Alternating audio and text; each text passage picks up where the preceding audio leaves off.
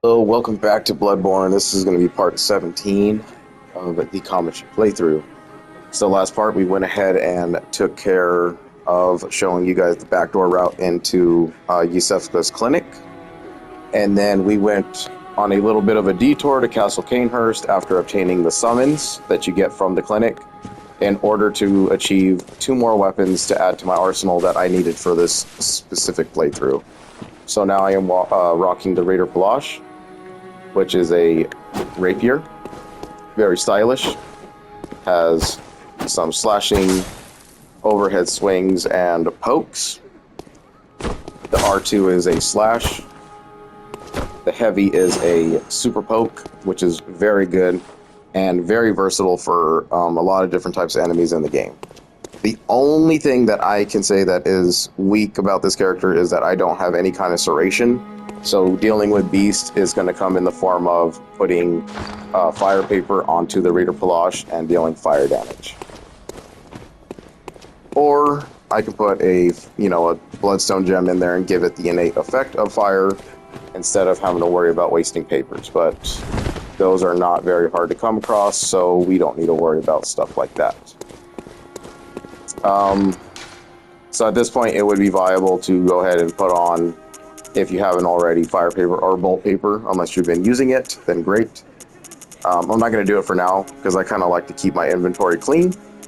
Funniest thing about this stuff, though, is that the antidotes are like one of those items that don't replenish themselves when you go in and out of the hunter's dream, like your blood vials and quicksilver bullets. So this is why I said you want to make a loop. Make sure that you top off on all your equipment. So you want to do R2 to go into the stuff that you need to gain. Okay. L2 is the items to store. So we want to take 3, because we have 10 health and 28 stored. So we have a lot of antidotes, but we want to be plussed up. And you want to get in a good habit of doing this because, like I said, the stuff that doesn't replenish naturally, you'll be like, okay, I have antidotes, I want to go back to the poison pool and farm those stupid worms and giants down there for whatever reason, but I'm going to take poison, and then you run out of antidotes for, something very important, like getting poisoned by a snake or something in the Forbidden Forest. You're going to have a bad time. So just stay on top of your equipment and inventory. Let's see here. We went ahead and upgraded our stuff. In the last part, it was kind of frantic because I was running out of time there.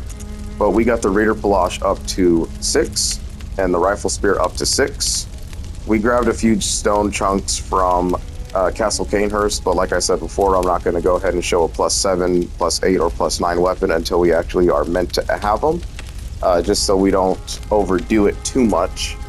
In case people are still running like a +3 or +6 weapon inside of Forbidden Forest. And then my Hunter Pistol and the Evelyn will remain in my inventory for now. But the Evelyn is going to obviously take over the shooting for me because it is a faster, much slicker weapon. Actually scales off of our blood tinge, so it should hit harder, but it's not because of the setup. So we still have a while till it's actually, good enough for our build. And that's mostly because I'm just not pouring into blood tinge. I just have the basic requirements for wielding the weapons as it is. But once we get it up, it's going to be skill at 40 and blood tinge at 40.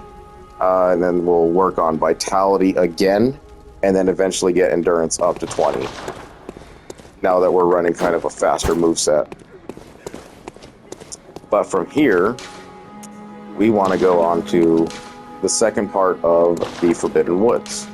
So now that we've taken care of a couple of things, you can see this one's given us the Castle Canehurst. Phenomenal. But now we want to go into the Forbidden Woods.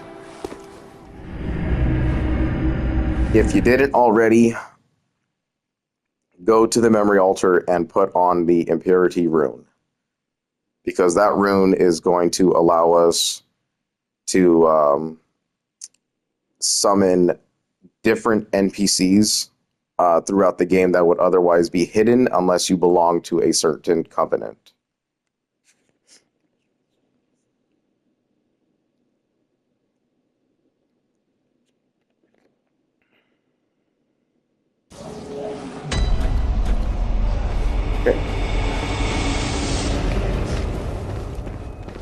So now we come through here. This is the shortcut. And, okay, so two things I forgot to mention about this guy, too. So, he gives us the Impurity Rune, which is going to allow us to join the League. Alright, so now you're going to swear an oath to the League, and you'll have other NPCs that can travel around with you and stuff like that. Fight bosses and all sorts of cool stuff, while also giving you a added bonus of boost your max HP during co-op plus 2%. So that's only going to work when you have summons in the world. Obviously not good for an entire run, but it allows us to see different summon signs, which is why we want to keep it on now. In addition, if you do want to antagonize this guy and end up fighting him, you can do so. He's a humanoid fight, so parries, stuff like that. Whatever you got to do to kill it, do it. And he will give you what's called a snake whistle. Now, the snake whistle is not needed for the trophy for whatever reason. I don't think I got it when I got my trophy, so I'm not really sure what the point of it was. Or maybe I'm just making that up in my head and I actually did have to kill him at one point in the New Game Plus run in order to achieve it. I don't remember how I did it, but it's another hunter tool that basically summons like a snake underground, scales off of your blood tinge or something like that. I've only seen it in videos, never got it myself or used it, so that's why I'm kind of like, I don't remember this item, but yeah, he owns it. You kill him, you get the whistle and another way of doing damage, so pretty cool.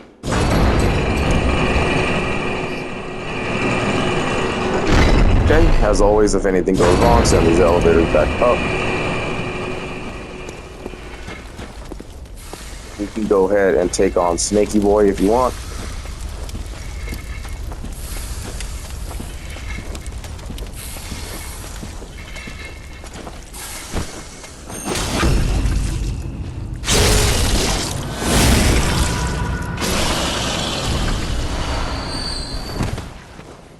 Just some easy runes, to be honest. That's all we do.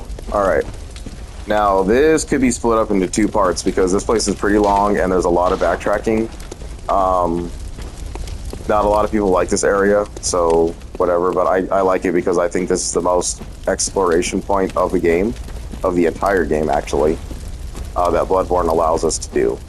Everything else has been quite linear up to this point, so other than just like 2 or 3 different branching paths that lead to the same stuff, this is like an area that actually encourages you to look through it all and remember where you go. So if you end up getting lost in the forest, this is a time to start using your shining coins so you can mark places that you've already visited. Or if you have great memory, then you just do that. So for these parts right here, you just kind of want to drop. Right here, you have to jump. Otherwise, you'll fall through. Remember to scan your battlefield. You can already see there's some bullshit down there. The little snakeheads. Come around here. And pull off an easy backstab against a hunter axeman.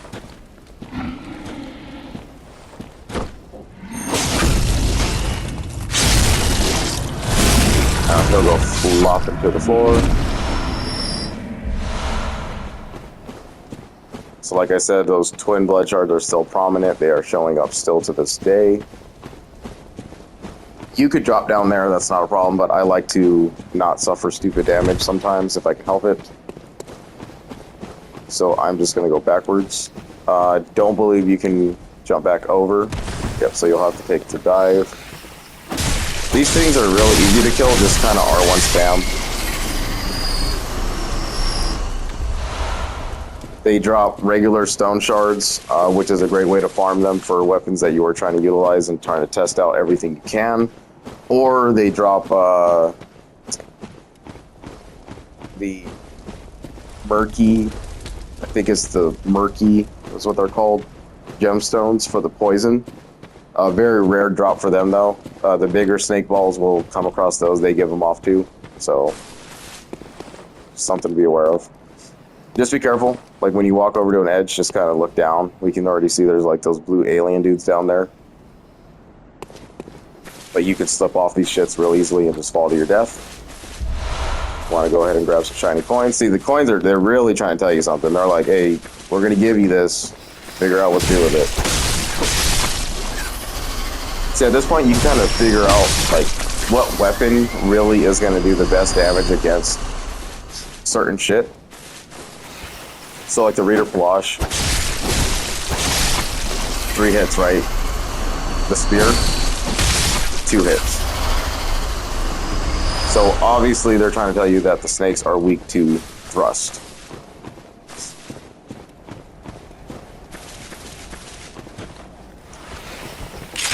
So we'll check out the trick form. Just a very quick dagger. So that's pretty cool. Really excited to use this thing. It's just, for one, I mean, stylish. Look at us wearing Henrik's garb. You know, we're a spear user, skill user. Very flashy weapon. Transform that. Hold on. Get the other one. Yeah. So, pistol. Benevolent. Very nice. I like to go from right to left, so just kind of traverse it this way.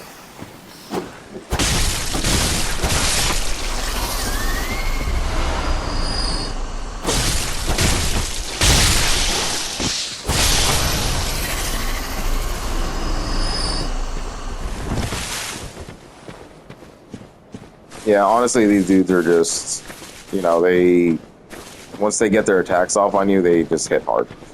And they start poisoning you. Come around the backside for some stone shards there. Here we go with this asshole.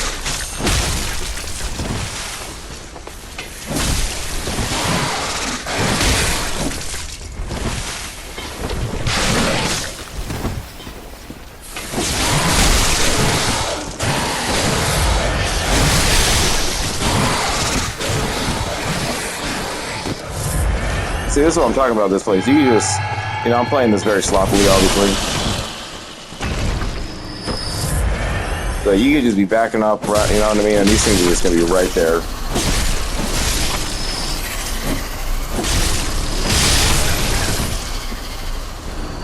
Yeah, I made the mistake of whiffing on that attack and running straight into it. So, they're not very difficult. I'm just being really sloppy with this.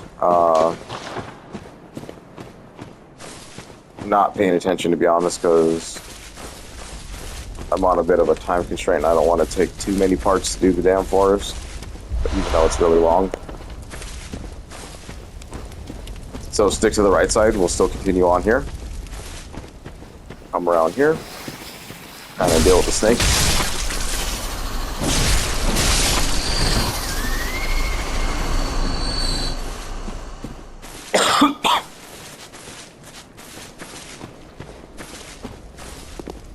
Okay.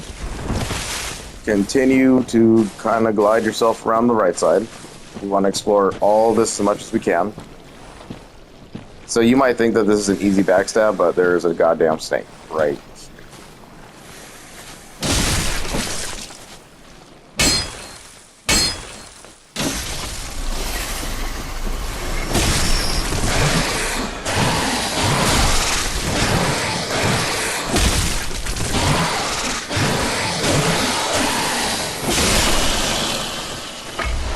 And that's honestly the easiest way I can say to deal with those guys.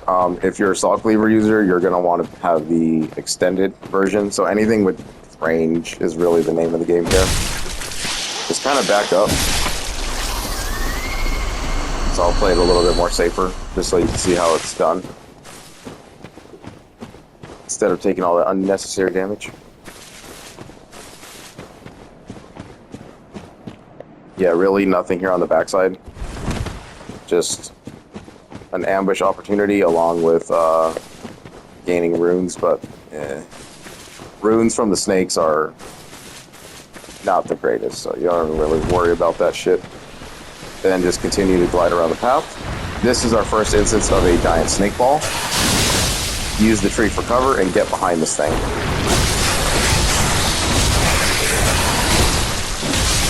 There we go.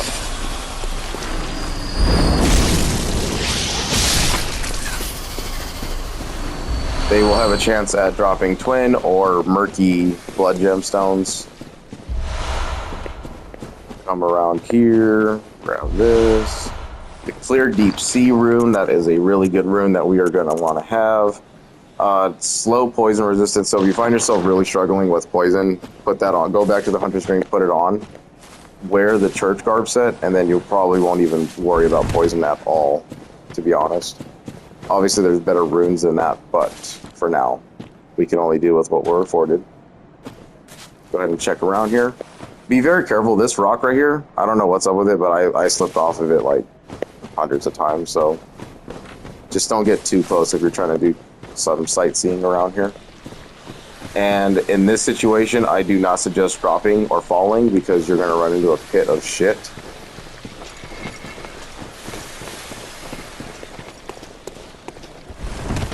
But easy strat setup for the snake balls is to try to get behind them as much as you can.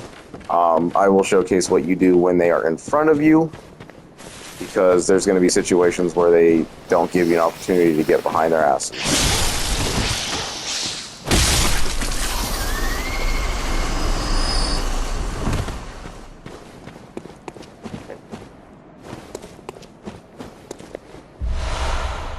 I was like, yep, I know that there's something up here.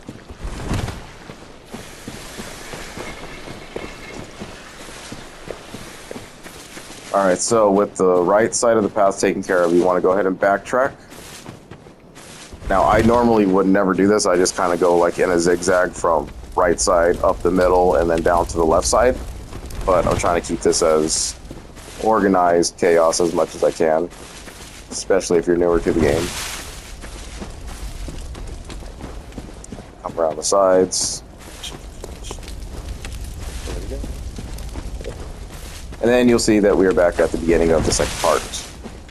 So, we want to travel down the middle path.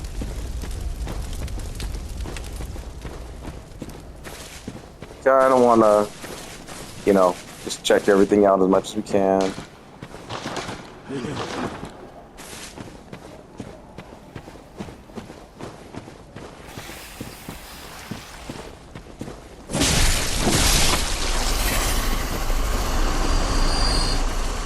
A couple of snake ambushes.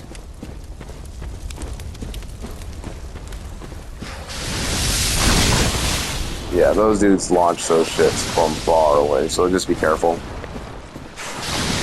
So you can see the middle path really had nothing to open up to us.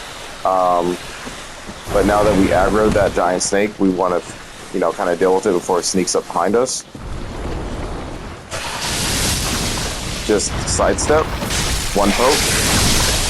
Keep your eyes on it at all times, and you won't really have to worry about it too much. Now he's just being up there to make you out. There we go.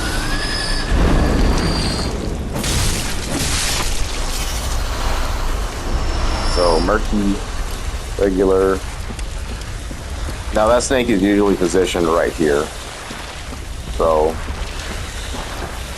he was just being a dick. Okay. Come over here for a shining point.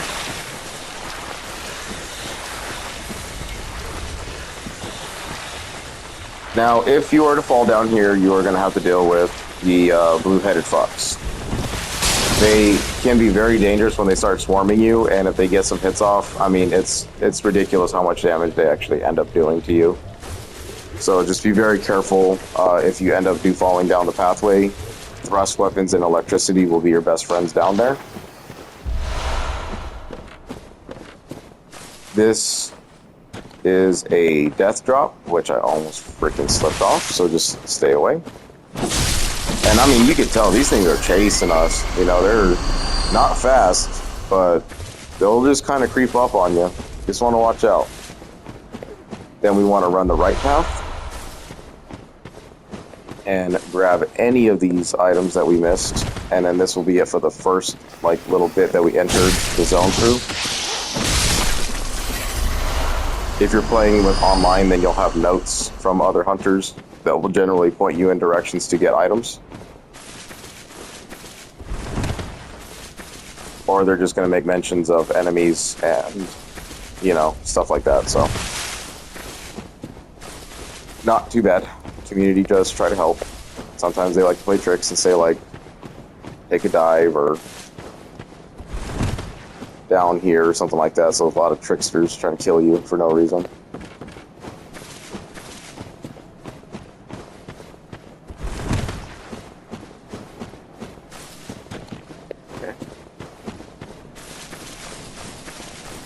So it looks like it's pretty easy to get lost here, right? And that's because it is. That's the whole point of the Forbidden Woods. It's supposed to be very explory, but at the same time you can really fall into a trap of like, where am I? What the hell is this? Kind of situations.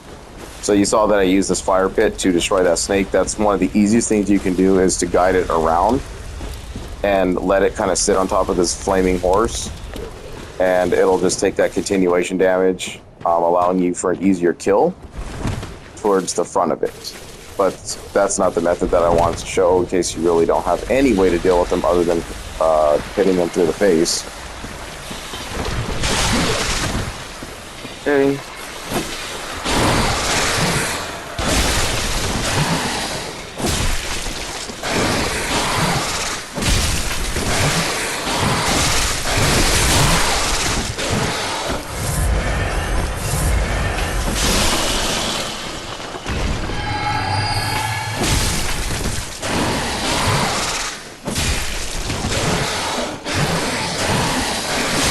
Now, I don't know what's up with these guys. They just love to spam their I'm gonna grab you move.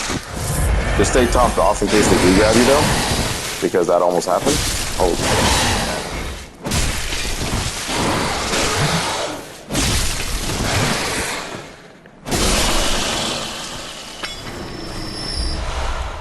Yeah, these are some dangerous motherfuckers. Really dangerous.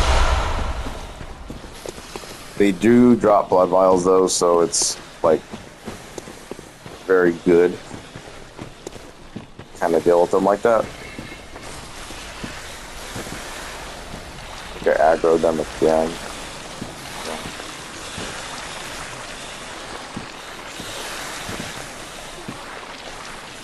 So I ended up aggroing 2, which is not a bad deal. Because normally you would only, like, if you didn't aggro any of them, you would only get 1 visceral off anyway. Right there you saw that we got another bloodstone chunk, so I could actually get a +7 weapon. But that would be the first one we actually gained, so their game's trying to tell you that we're getting closer to giving you your strong weapons now. Not quite end game, but, you know, it's trying to help.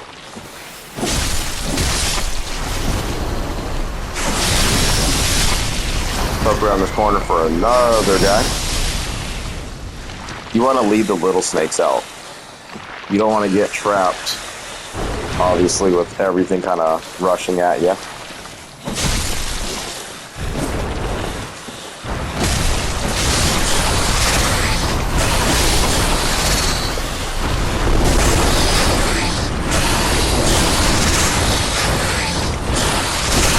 This is exactly how you deal with these guys. You just want to wait for that second head to go through. Boom, boom, go. That's exactly how you deal with the front attack. Where it gets dangerous is when they're spitting at you, and if one of those heads connects, you kind of get staggered, and then the second and third hits will come in, which will end up killing you.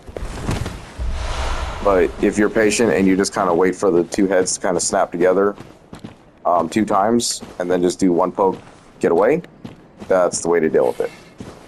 Remember this area, we don't need it right now. As soon as we jump down there, the gate's going to be locked anyway, so it's kind of a wasted effort. So we're not done with this area just yet. You can go for a plunging attack on the snakes down there, but I think it's very dangerous.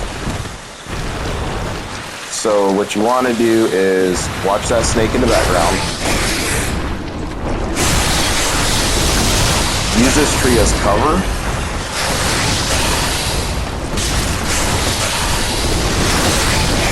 This one's a little bit more erratic, so just kind of use this cemetery stones and tree as cover.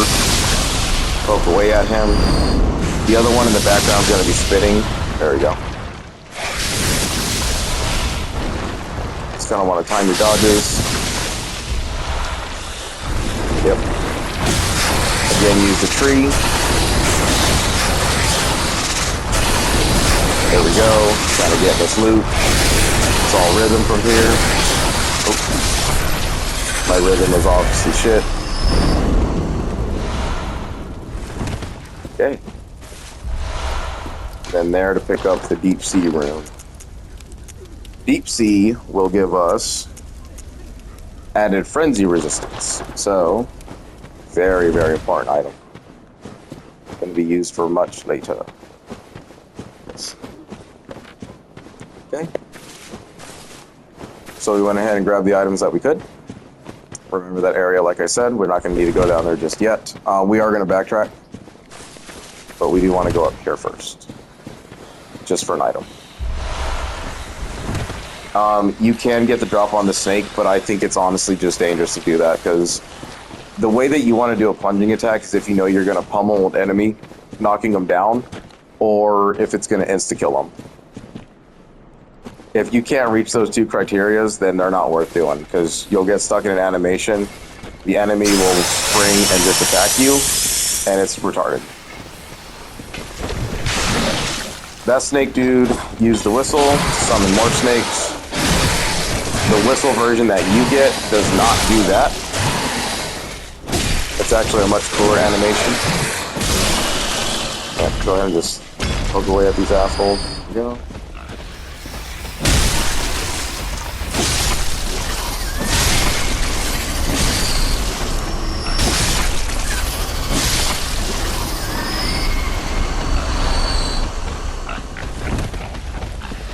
Yep, you can hear there's a pig somewhere.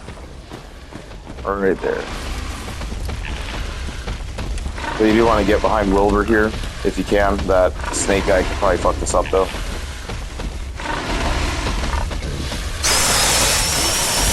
Sure did. Nope. That happens, just get away. Just run. Not even worth it. Just reset the battlefield. You don't want to get caught with the damn pig and snakes. It just sets you up for a bad time.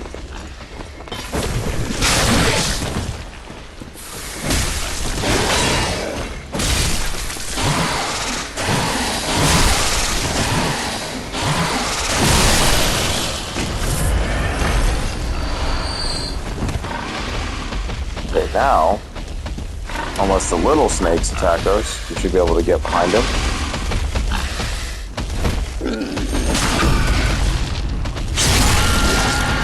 Visceral, you know that they give blood vials, so just use up as much as you can the HP up. And yeah, they give like 3 or 4 each time, so useful. These summon snakes, so there they are. They go on a little bit of a snake hunt and kill these things before they chase you around.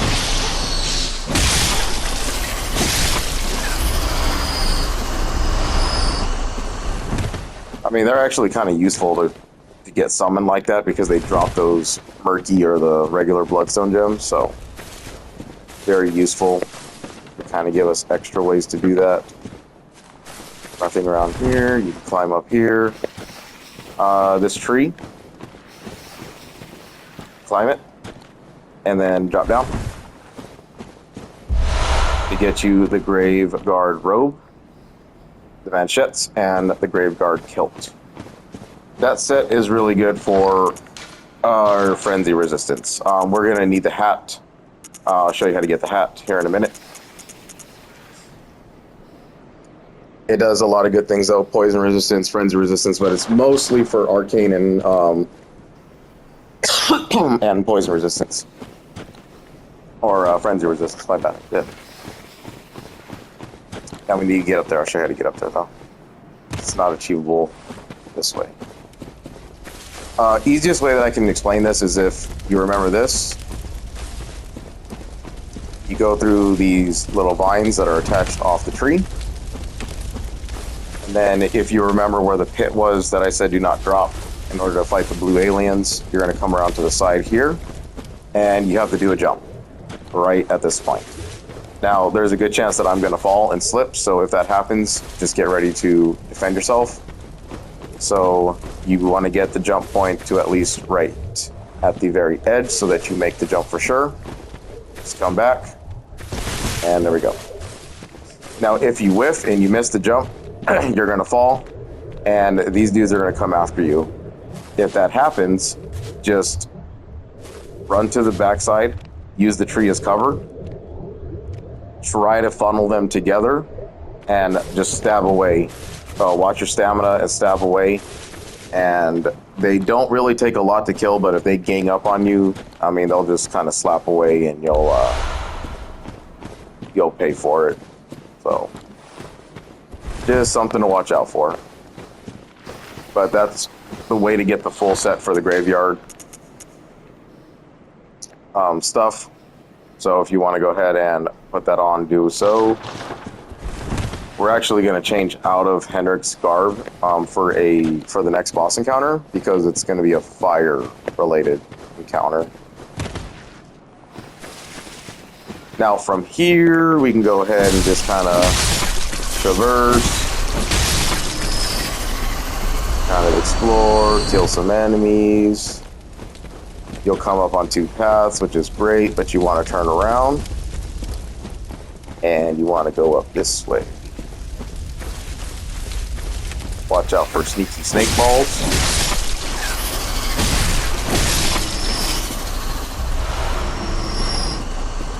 Grab some of those.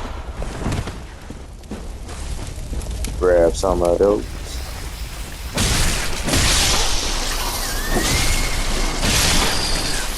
Oh. Hey, when they fall. Then I don't get their items. If they did drop one, oh my god.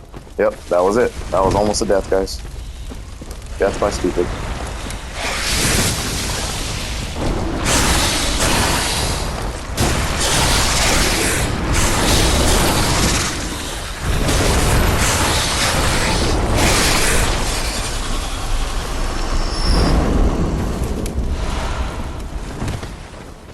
Yeah, I'm telling you, these snakes, they're cool, but they're stupid. So, not a whole lot of brain up there on these snakes. They just let you pummel away, and it's kind of sad, to be honest. Because you big for no reason. So yeah, like I said, that was the plunge point right there for snakes. So you could have came down and then just kind of plunged on him. You would have done massive damage, but there's a good chance that he would have, like, you just saw how much health I lost there. And then if he gets all those 4 attacks off of you, you're dead. And to die that way is completely stupid. Because you went for the ambush, and yet you paid for it. So, explain that shit to me.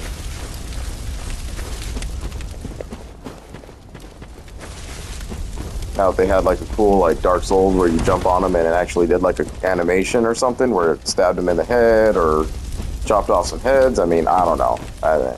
Whatever. Asking for too much at this point. So that was pretty much the middle pack right there. You take the left lane. Downwards is going to be one of those oil pools along with those dead guys and a pig. Come up here for some easy stone shards. Come through here. Take the left.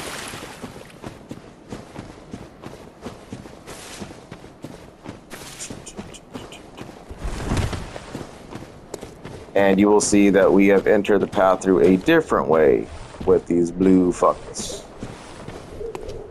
So the most dangerous versions of these things are like these. They have, I don't know. We'll have to just see them. There they are. Yeah, these dudes shoot like arcane bullets at you, and they suck.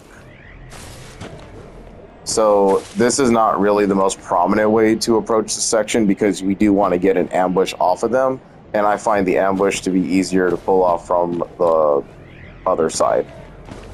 Because you see how easily this guy aggroed from that far away. But just to showcase that this is another side right here that we could have dropped down or kind of entered through in order to get out of that situation. But I'm going to do it because there was an item down there anyway, so we need to.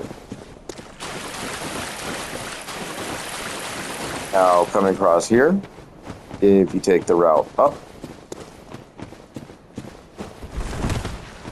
you are going to end up back to where we met all the snaky people. Nothing really exciting.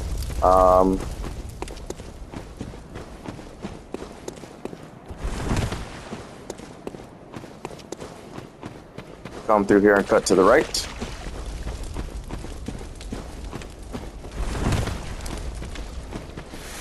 And watch out for this snake asshole right here. Yep. He's already primed for insta attack.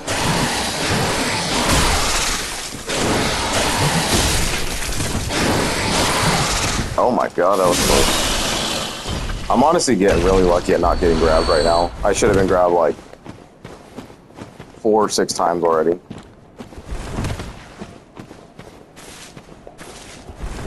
And then this is the elevator to the windmill. This is where you meet the Beastman and where you see the snake beads for the first time. Pink. And you'll never use this ever again, so good job. Okay. I've never found a practical use for it, so I don't ever choose to go up there. But just to showcase that there is a shortcut, there you go, that's how you get it. I guess it's like a shortcut towards the boss. But yeah, I don't know, I just never really take it, so. See, this route's kind of dumb, because you can go down there through that, or you can just go through here. But before we progress there, we're going to go ahead and fall through the trap as if we were day 1 Bloodborners and had no idea what we were doing, which is fine.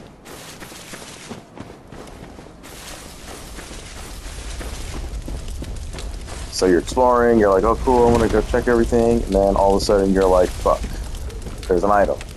Oops, I fell. So now you can see the blue dudes are just kind of like, oh, friend, hug us, yay. And you're like, no, fuck off. Just kind of kite them around.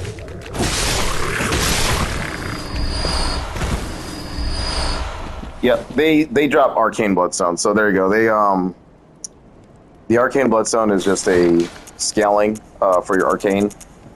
So if we wanted to make our spear or reader palash or anything with a triangle gemstone arcane, this is the way to do it. You want to farm these guys right here.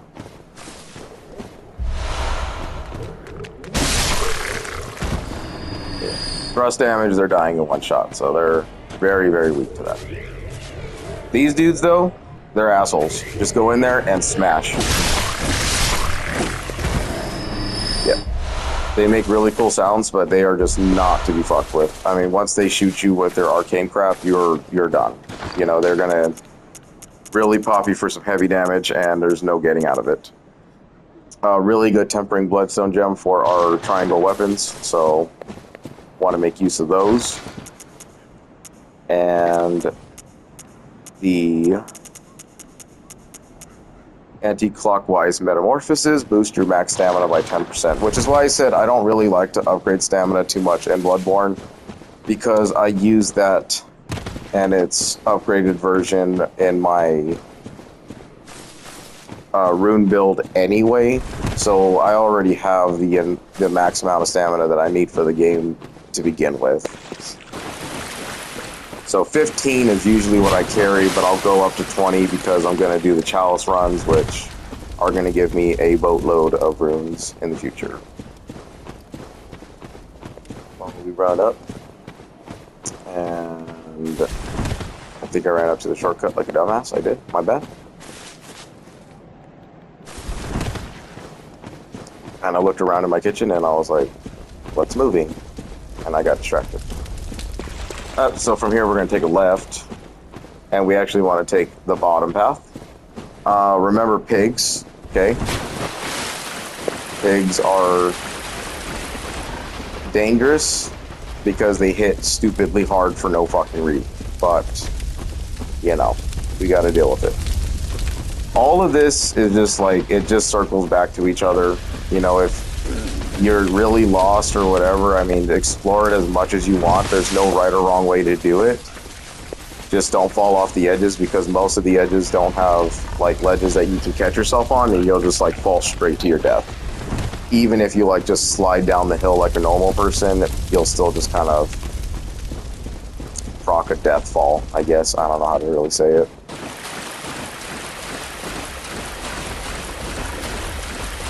But we want this guy to charge at us. Yep, come on, hurry up. And then we want to get him in that animation loop. There we go.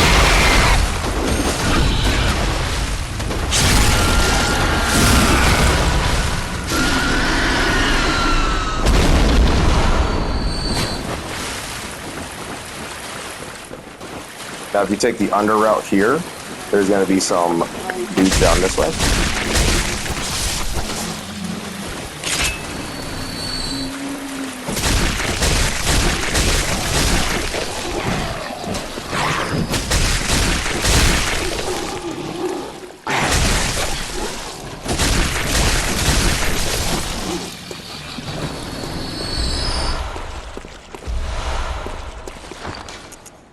Dissipating Lake bolt damage reduction. So if you're struggling with Paul still to this day, then there's a method to get rid of him right there. So you'll get less reduction, or you'll get a reduction in damage done from those bolt attacks that he loves to do. So I mean, the game tries, you know, it's trying to tell you, like, you might have entered an area too earlier than you expected.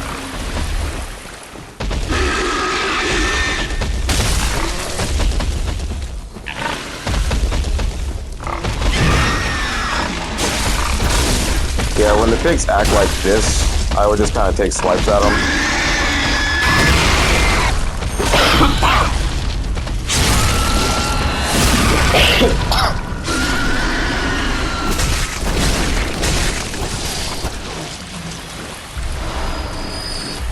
Sharp Bloodstone Gem, sedatives, those are good.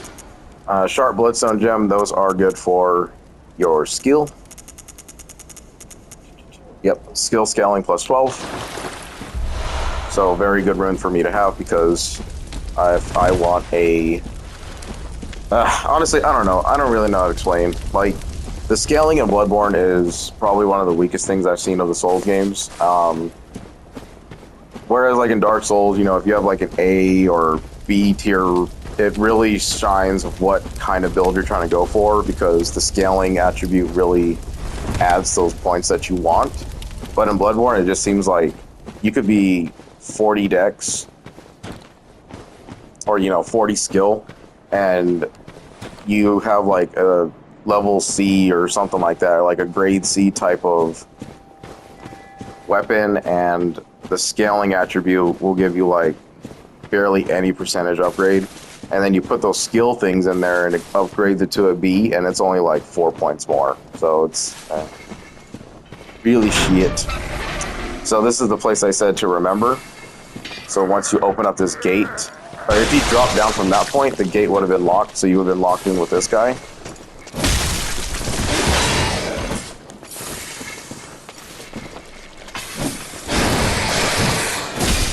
Where? I'll never understand it.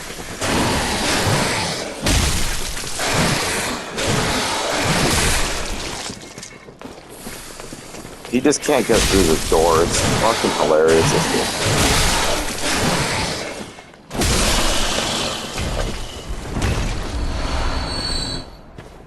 And then right there for... He dropped a bloodstone, dude. Sharp one, not that. This one adds slow poison, so that's pretty cool. Nice. So opening of the gate will unlock this summon as well. So you're going to get 2 summons for this next upcoming fight, which is a fight against 3 dudes. So they try to even it out, a 3-on-3. Fighting them 1-on-1 is okay. It can be done.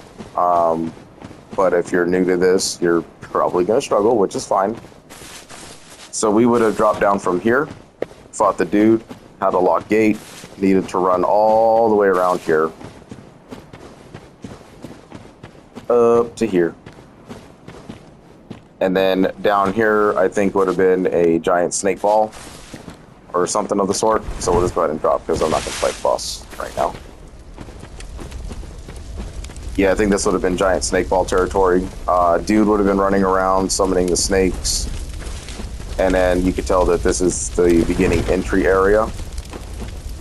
So the Forbidden Forest seems like a lot in the perspective of a new player because it's like new to them. You don't know where to go. You're going to get lost, twists and turns. You're going to fall off of things very easily and die very quickly. And I mean, that's generally the whole premise of the Forbidden Woods. It's to trick and confuse the brain, make use of the shining coins so that you actually are using an item that you're never going to use again, more than likely, to kind of to say that you've explored an area and, you know, kind of keep yourself on track. Farm the blue alien dudes for easy runes there, and to get those arcane gemstones if you really require it. I would take on the boss, but I don't want to run into a problem with timing because I'm already kind of like 10 minutes before I have to cut it anyway. So it's better to go into fresh and fight the bosses that way. Otherwise, I probably would have fought him if I didn't go through this entire explanation on how to do this stuff. But generally, you're going to walk down this pathway. And as soon as you go through the archway, you're going to run into 3 dudes. They are like the Shadows of Yharnam, I think their name is.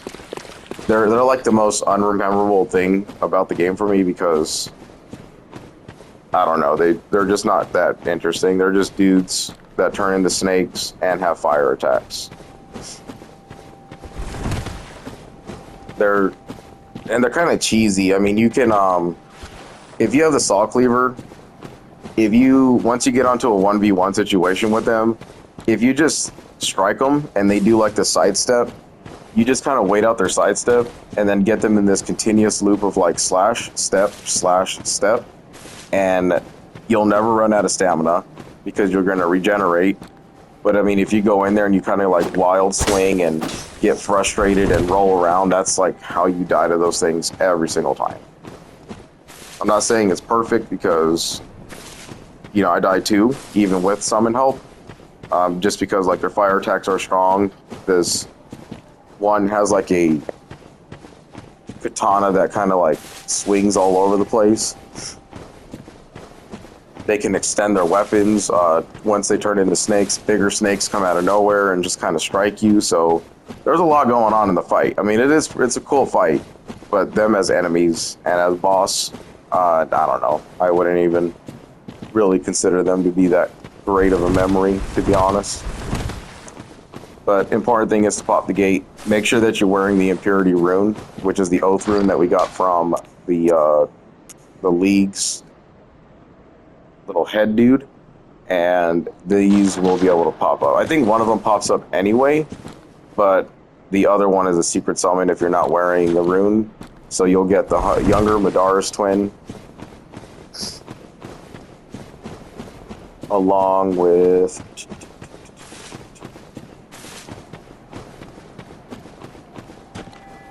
Henrik. And you're probably like, wait, what?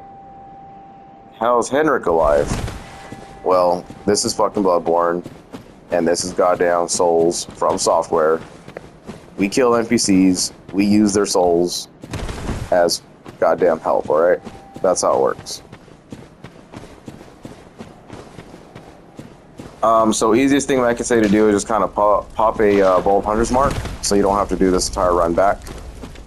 Go back to a lantern, replenish yourself, get rid of all of your souls, because this fight is very difficult, especially for newcomers. You know, I struggle at times too. Sometimes I know the route, I know they're stupid things you're supposed to do, but one miscalculation, one misstep, and just getting kind of plunged into the rocks or something that can get you stuck can really just end your run completely. So I want fast weapon because these dudes are pretty fast. We want to get as much DPS off as we can. Stabbing them will probably too much of a wind up for this, so this weapon will probably not be the best in the situation. Definitely can be done. What else? I think that's really it. Yeah, covered everything. We got our upgrades. We explored the majority of the forest. Got everything we possibly can get. So when you come back here, you're going to have to do the run back down. Probably kill a few things, but all of it can be ignored, really. I typically don't like to do this because I just go straight in. Once I kill everything, I just kind of let it be fate. You 50-50 shot. I either win or I lose. But at 60,000 souls, I'm not trying to teach someone to run into a boss fight with that many souls or anything like that. So let's go ahead and pop a Bold Hunter's Mark. Nothing really to say about it.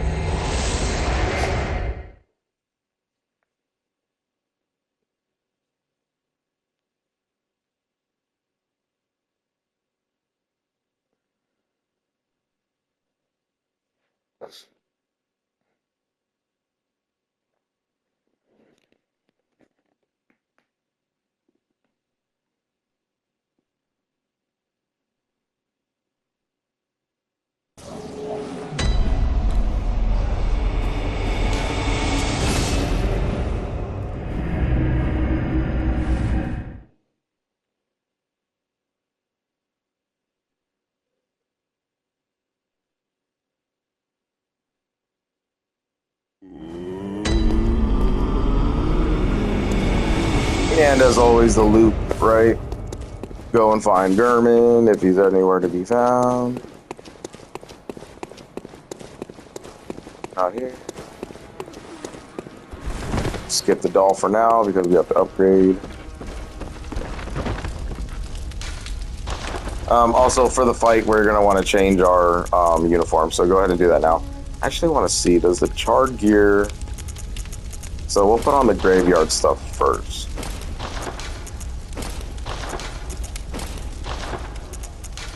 And then we will look at the charred stuff. Okay, so yeah, it does... Yeah, the charred gear is going to be your best solution to the fire damage that we're about to take.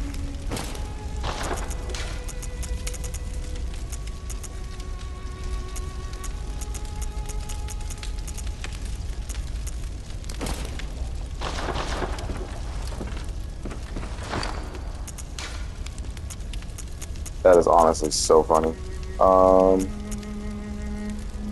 The white church hat? Wow. I don't know if I could do that to myself though. Yeah, I'd have to be in this uniform. There's no way I could look like that. Anyway, you want to have fire resistance, so that'll help out. Fortify or repair if you want to.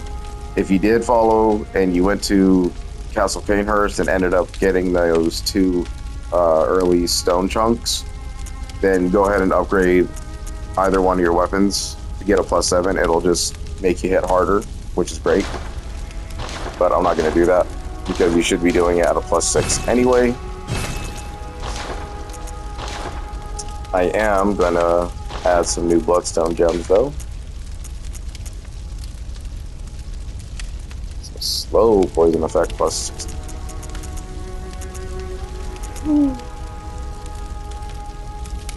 Some of these are just good. They're just friggin' good.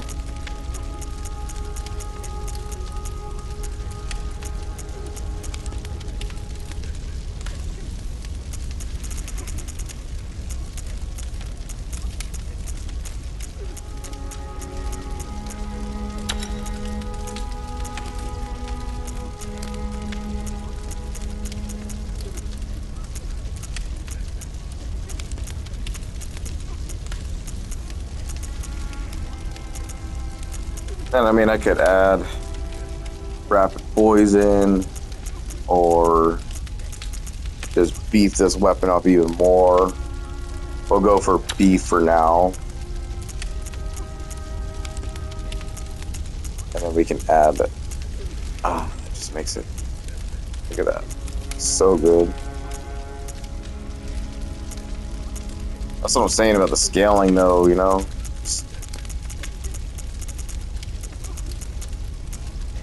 Difficult. Though this is the one where you have to have your HP up if you want more damage from it. Probably save that for the spear.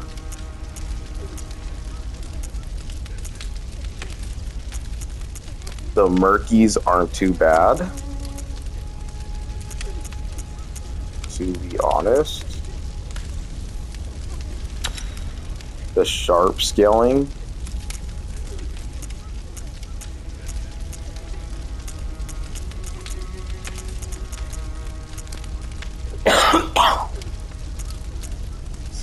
The sharp scaling with the poison effect, though, it's not the greatest looking thing, but it's a thing.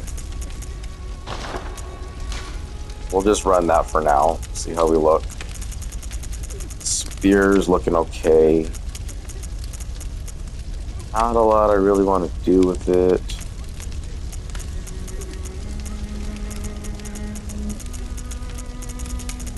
Yeah, at some point I'll have to probably play around with this and look at the damage numbers a little bit closer. But for now, it's just kind of a just fuck it, throw it on there and see what we get type situation. Really debating on this rapid poison though, but just I never get it to proc correctly, so. And I can go for bigger number or added scale. I should probably go for bigger number, to be honest. There we go. Yep, building weapons. This is great, huh? So the Reader Flash is still weaker, but it's faster, so DPS wise, it's probably the strongest weapon I have in my arsenal. Nothing for the Evelyn, unfortunately. I think we can upgrade it though, however.